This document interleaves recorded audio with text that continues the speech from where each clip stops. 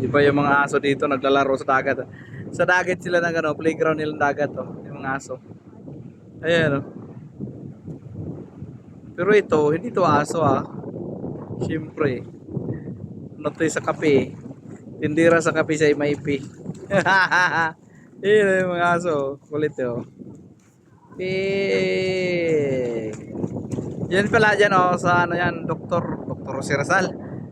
Dyan tumira si Dr. Jose Rizal ng 4 years. Yan oh, yan oh. Yung area na yan. Kasama na yung bundok na yan.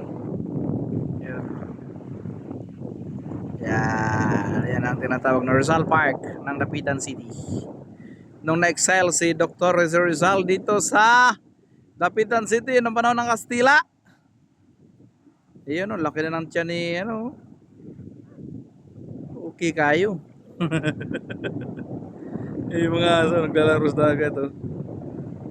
Loko. Okay, hanggang dito na lang. Muna, bye-bye.